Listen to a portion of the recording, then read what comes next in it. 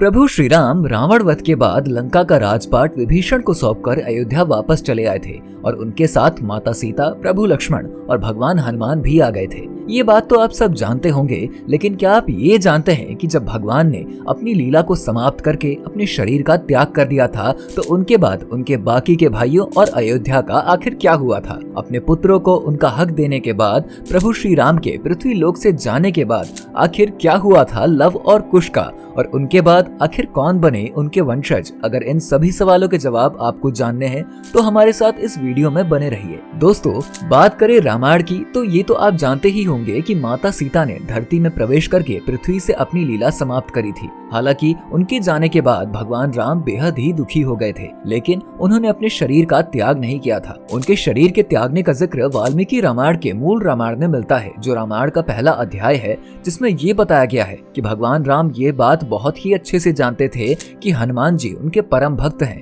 और वो उनके रहते शरीर त्याग नहीं कर सकते। इसलिए उन्होंने अपनी एक अंगूठी खोजने के बहाने उन्हें पहले ही पाताल लोक भेज दिया था और उसके बाद उनसे यमदेव एक साधु के अवतार में मिलने आए थे, जहाँ पर वो भगवान राम से कहते हैं कि मुझे आपसे कुछ बात करनी है, लेकिन इस बीच कोई भी अगर हमारी बातचीत में बाधा उत्पन्न करता है तो आप उसे मृत्यु दंड देंगे। भगवान राम ठीक है ऐसा बोलकर उनके साथ बातचीत करने लग जाते हैं और दरवाजे के बाहर रखवाली के लिए लक्ष्मण जी को खड़ा कर देते हैं। लेकिन उसी बीच दुर्वासा ऋषि भगवान राम से मिलने के लिए जाते हैं। जब लक्ष्मण जी के द्वारा उन्हें रोका जाता है तो वो भगवान राम को श्राप देने के बारे में कहते हैं। भाई को श्राप से बचाने के लिए लक्ष्मण जी भगवान राम के पास चले जाते हैं और तब वचनबद्ध होने की वजह से भगवान राम लक्ष्मण जी को देश से निकलने की सजा दे देते हैं। अपने भाई की आज्ञा न मानने की वजह से लक्ष्मण जी भी दुखी होकर सरयू नदी के पास चले जाते हैं और वहां जाकर अपने शरीर का त्याग करके शेषनाग का रूप धारण कर लेते हैं, क्योंकि ऐसा कहा जाता है कि भगवान लक्ष्मण शेषनाग जी का ही रूप थे। और उनके जाने के बाद भगवान राम भी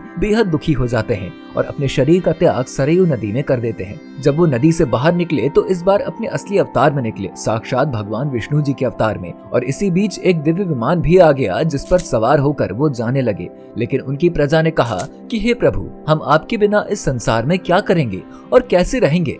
तब भगवान ने कहा कि आप सभी मुझे अति प्रिय हैं, और सबको ऐसा कहकर वो अपने साथ लेके चले गए। लेकिन उनके बाद भी उनका राज्य बचा था। उन्होंने देह त्याग से पहले भरत का राज्याभिषेक करना चाहा, लेकिन उन्होंने इसे स्वीकार नहीं किया। तब दक्षिण कौशल प्रदेश, जो आज का छत्तीसगढ़ है, वहां पर कुश का राज्याभिषेक हुआ और उत्तर कौशल में लव को राज्य की जिम्मेदारी सौंपी गई। कालिदास के अनुसार भगवान राम ने लव को सरावती, जो आज का श्रावस्ती है, वहां का राज्य सौंपा था, जबकि कुश को कुशावती का राज्य सौंपा गया था। तब का कुशावती आज का बिलासपुर है। कुछ ऐतिहासिक तथ्यों की माने तो लव ने लवपुरी नगर की स्थापना करी और आज ये पाकिस्तान का लाहौर है। यहाँ आज भी लव का मंदिर स्थित है। फिर उनके वंशज बाद में गुजरात गए और मेवाड़ के राजस्थान में अपना निवास स्थान बनाया। लव से ही राघव राजपूत का जन्म हुआ, जिनसे बड़गुर्जर जायस और शिकरवार का वंश चला। दूसरी शाखा में सिसोदिया राजपूत वंश हुआ, जिनमें बैसला और गेहलोत कोहिल वंश के राजा हुए। उधर कुश के द्वारा कुशावती नगर की स्थापना करी गई, जो छत्तीसगढ़ के बिलासपुर जिले में है। कुश ने अपना विवाह एक नाग कन्या से भी किया और कुछ लोगों के द्वारा ऐसा भी बताया जाता है कि थाईलैंड के राजा उसी नाग वंश के वंशज हैं और इसी वजह से यहाँ आज भी राजा को राम की उपाधि दी जाती है। ऐसा भी कहा जाता है कि लव और कुश के वंश में कुश का ही वंश आगे बढ़ा और आप इतिहास में भी देखेंगे कि ज्यादातर जगहों पर कुश के वंश का ही जिक्र है। कुश के वंशज में इनके पुत्र हुए अतिथि और अतिथि के पुत्र हुए निषाद, निषाद के पुत्र नल और नल के पुत्र हुए नभ। प्राचीन ग्रंथों में 30 दूसरे सूर्यवंशी राजाओं का भी जिक्र मिलता है, जिनमें एक नाम गौतम बुद्ध जी का भी है।